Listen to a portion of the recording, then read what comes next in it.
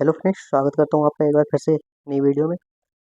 और मैं लेकर आया हूँ हिंदी के ऐसे क्वेश्चन है, हिंदी समाज के अति महत्वपूर्ण प्रश्न है जो काफ़ी बार परीक्षाओं में पूछे जा चुके हैं। और ये क्वेश्चन ऐसे क्वेश्चन है जो कई बार परीक्षा में आ चुके हैं और आने वाली परीक्षाओं के लिए भी बहुत ज़्यादा इंपॉर्टेंट हो जाते हैं, क्योंकि ये क्वेश्चन हर बार परीक्षा में पूछे जाते हैं और कहीं ना कहीं हर परीक्षा में भी पूछे जा चुके हैं। तो ये क्वेश्चन बहुत ज़्यादा इंपॉर्टेंट होने वाले, बने रहिए एंड तक और अपना स्कोर चेक करिए और इसको समझते हैं डिटेल में, क्योंकि समाज से हर परीक्षा में प्रश्न पूछे जाते हैं। तो चलिए शुरू करते हैं आज का पहला क्वेश्चन। क्वेश्चन है, प्रतिदिन प्रतिदिन में समास है। पूछ रहा है प्रतिदिन में कौन सा समास है। ऑप्शन ए अव्ययी भाव समास, ऑप्शन बी कर्मधारय समास, ऑप्शन सी तत्पुरुष समास, ऑप्शन डी इनमें से कोई नहीं। तो इसका करेक्ट आंसर क्या हो जाएगा? प्रतिदिन में जो समास है ये हो जाएगा अव्ययी भाव समास। इसका ए ऑप्शन बिल्कुल करेक्ट हो जाएगा। अव्ययी भाव समास में प्रत्येक उपसर्ग वाला, प्रतिदिन में प्रति, अगर हम प्रतिदिन को तोड़ेंगे तो प्रतिधन दिन उपसर्ग है, उपसर्ग आ गया प्रत्येक, प्रति, तो प्रत्येक उपसर्ग वाला समास अव्ययी भाव समास होगा। ये इसकी ट्रिक है, ठीक है। तो इसका करेक्ट आंसर क्या हो जाएगा? ऑप्शन ए, प्रतिदिन में समास कौन सा है? अव्ययी भाव समास है, ठीक है। नेक्स्ट क्वेश्चन देखते हैं। नीलकंठ में कौन सा समास है? पूछ रहा है नीलकंठ में कौन सा समास है। ऑप्शन ए तत्पुरुष समास, ऑप्शन बी कर्मधारय समास, ऑप्शन सी अव्ययी भाव समास, ऑप्शन डी द्वंद्व समास। तो कौन सा समास है नीलकंठ में? अब नीलकंठ में कौन सा समास है इसको भी थोड़ा डिटेल में समझते हैं। तो इसका करेक्ट आंसर क्या हो जाएगा? नीलकंठ में जो समास है ये ऑप्शन बी बिल्कुल करेक्ट हो जाएगा, कर्मधारय समास है। कर्मधारय समास वो होता है जिसकी विशेषता बताई जाए। नीलकंठ यानी कि नीला है कंठ, नीला है कंठ, तो इसका नीलकंठ की हो गया नीला है कंठ, ठीक है। तो इसकी विशेषता बताई जा रही है, कंठ कैसा है? नीला, यानी कि कंठ माने गला, ठीक है। तो गला नीला है, इसकी विशेषता बताई जा रही है। तो विशेषता, प्रत्येक विशेषता वाला समास हो जाएगा कर्मधारय समास, ठीक है। इसका करेक्ट आंसर ऑप्शन बी हो जाएगा। नेक्स्ट क्वेश्चन देखते हैं। निम्न में से कौन से समास में दोनों पद प्रधान होते हैं? ठीक है, क्वेश्चन ये भी बहुत अच्छा है, कई बार परीक्षाओं में पूछा जा चुका है। बोल रहा है निम्न में से कौन से समास में दोनों पद प्रधान होते हैं। तो इसका करेक्ट आंसर क्या हो जाएगा? ऐसा कौन सा समास है जिसमें दोनों पद प्रधान होते हैं? ऑप्शन ए कर्मधारय समास, ऑप्शन बी अव्ययी भाव समास, ऑप्शन सी द्विगु समास, ऑप्शन डी द्वंद्व समास। तो इसका करेक्ट आंसर क्या हो जाएगा? इसका करेक्ट आंसर हो जाएगा जो भी ऑप्शन ए कर्मधारय, ऑप्शन बी अव्ययी भाव, ऑप्शन सी द्विगु, ऑप्शन डी द्वंद्व समास। तो इसका करेक्ट आंसर हो जाएगा डी ऑप्शन, द्वंद्व समास। अब इसमें क्या है, इसकी ट्रिक क्या है? इसका करेक्ट आंसर ऑप्शन डी है, ठीक है। ऑप्शन डी द्वंद्व समास, तो जिस द्वंद्व समास ऐसा समास है जिसमें दोनों पद प्रधान होते हैं, ठीक है। नेक्स्ट क्वेश्चन देखते हैं। योजक चिन्ह से जुड़े शब्द कहलाते हैं। जिस शब्द में अगर योजक चिन्ह लगा है तो कौन सा समास कहलाएगा? कौन से शब्द कहलाते हैं? ऑप्शन ए कर्मधारय, ऑप्शन बी द्वंद्व समास, ऑप्शन सी तत्पुरुष समास, ऑप्शन डी द्विगु समास। तो इसका करेक्ट आंसर क्या हो जाएगा?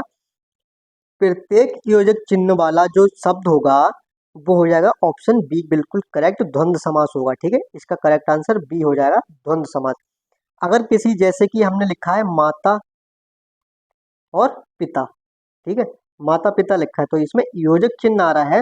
प्रत्येक योजक चिन्ह वाले शब्द जो होंगे उनमें द्वंद्व समास हो जाएगा। इसका करेक्ट आंसर बी हो जाएगा। ये इसकी ट्रिक है, ठीक है। ये इसका पहचानने का तरीका है कि प्रत्येक उप योजक चिन्ह वाला जो शब्द होगा उसमें द्वंद्व समास होगा, ठीक है। नेक्स्ट क्वेश्चन देखते हैं। तत्पुरुष समास के कितने प्रकार होते हैं? ये क्वेश्चन कई बार परीक्षाओं में पूछा जा चुका है कि तत्पुरुष समास के कितने प्रकार होते हैं। तो option A 8, option B 6, option C 7, option D 5। तो इसका करेक्ट आंसर क्या हो जाएगा? तत्पुरुष समास के जो प्रकार हैं ऑप्शन बी बिल्कुल करेक्ट हो जाएगा। 6 प्रकार होते हैं, इसका करेक्ट आंसर ऑप्शन बी हो जाएगा। अब तत्पुरुष समास के प्रकार कौन कौन से होते हैं? एक तो अव्ययी भाव समास हो गया, एक द्वंद्व समास, एक द्विगु समास, बहुब्रीहि समास, ठीक है। ऐसे कोई कर और कर्म जो भी है ऐसे 6 हो जाएंगे, ठीक है। 6 इसके से वो हो गए प्रकार, ठीक है। नेक्स्ट क्वेश्चन देखते हैं। जहां दो शब्द मिलकर अन्य तीसरे की तरफ इशारा करें वह कौन सा समास होगा? जहां दो शब्द मिलकर अन्य तीसरे की तरफ अगर इशारा करेंगे तो कौन सा समास होगा? ऑप्शन ए कर्मधारय समास, ऑप्शन बी अव्ययी भाव समास, ऑप्शन सी बहुब्रीहि समास, ऑप्शन डी तत्पुरुष समास। तो इसका करेक्ट आंसर क्या हो जाएगा? इसका करेक्ट आंसर हो जाएगा ऑप्शन सी। ऑप्शन सी बिल्कुल सही हो जाएगा, बहुब्रीहि समास। अगर कोई भी शब्द मिलकर किसी अन्य तीसरे की तरफ इशारा कर रहा है तो वह बहुब्रीहि समास हो जाएगा। कैसे? क्योंकि अगर हमने लिखा है नीलकंठ, हमने नीलकंठ लिख लिया, ठीक है, नीलकंठ। अब इसका तीसरे की तरफ इशारा कैसे हुआ? नीला है कंठ, अर्थात अर्थात शिव, ठीक है, शिव का कैसा कंठ है? नीला। तो इसका प्रत्येक अगर कोई भी शब्द अगर तीसरे की तरफ इशारा करेगा तो बहुब्रीहि समास हो जाएगा। नीलकंठ जैसे हमने माना है, नीलकंठ यानी कि अर्थात शिव, नीला है कंठ जिसका अर्थात शिव। तो इसका करेक्ट आंसर ऑप्शन सी हो जाएगा। नेक्स्ट क्वेश्चन देखते हैं। जहां के लिए चिन्ह का लोप हो वहां होगा, वहां कौन सा समास होगा? जहां के लिए, अगर के लिए आ जाए किसी में तो वह कौन सा तत्पुरुष का जो प्रकार है उसमें पूछा है, कौन सा होगा? ऑप्शन ए कर्म तत्पुरुष, ऑप्शन बी कर्ण तत्पुरुष, ऑप्शन सी अपादान तत्पुरुष, ऑप्शन डी संप्रदान तत्पुरुष। ठीक है, तो तत्पुरुष के जो 6 प्रकार बताए थे कि कितने प्रकार के होते हैं? 6 ऑप्शन। एक कर्म हो गया, कर्ण हो गया, अपादान हो गया, संप्रदान हो गया। ठीक है, तो इसके कौन सा इसका करेक्ट आंसर जो है, जहां के लिए अगर आएगा तो वहां कौन सा हो जाएगा? संप्रदान तत्पुरुष। ठीक है, के लिए जैसे हथकड़ी, हथकड़ी के लिए क्या हो गया? जैसे हम समझते हैं इसको, जहां के लिए जैसे हथकड़ी, हथकड़ी लिख दिया, ठीक है, हथकड़ी।